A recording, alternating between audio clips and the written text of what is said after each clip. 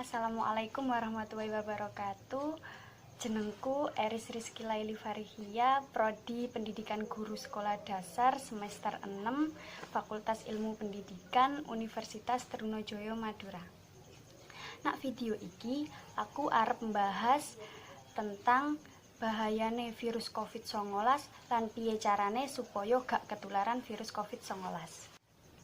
Virus corona utawa virus COVID-19 yaiku penyakit sing gak iso dianggep gampang utawa remeh. Virus COVID-19 iki pertama muncul ana ning Wuhan, Cina. Lah, apa to bahayane virus COVID-19 iki? Bahayane yaiku virus iki gampang menular apa maneh pas interaksi langsung karo wong sing terjangkit virus COVID-19 iki. Virus iki iso menular melalui benda mati utawa interaksi langsung menungso karo menungso. Bahaya lain virus iki yaiku virus COVID-19 iki jenis virus sing nyerang pernafasan. Lan bahaya sing paling serius yaiku virus COVID-19 iki iso nyebabno kematian. Terbukti nang Indonesia jumlah kematian luwih akeh ketimbang jumlah sing waras.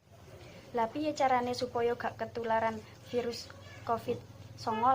Sing pertama yaiku jaga kesehatan supaya sistem kekebalan tubuh iki tetap meningkat. Misale makan makanan bergizi, olahraga, lan berjemur.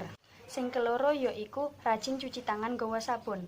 Merga awak dhewe iki gak ngerti tangan iki mari njemuk apa.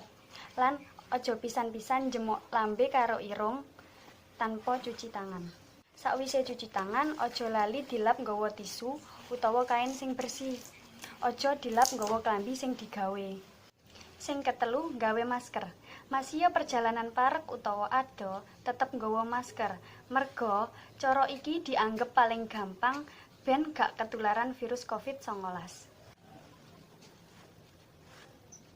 Sing kepapat yaiku nak omah wae. Nek gak darurat, mending nak omah wae gak usah nandi-nandi. Iku mau penjelasan tentang bahayane virus COVID-19 lan piye carane supaya gak ketularan virus COVID-19. Aja lali jaga kesehatan, jaga kebersihan lan turuti anjuran pemerintah kanggo kebaikan kita bersama. Matur suwun wis nyimak video iki. Wassalamualaikum warahmatullahi wabarakatuh.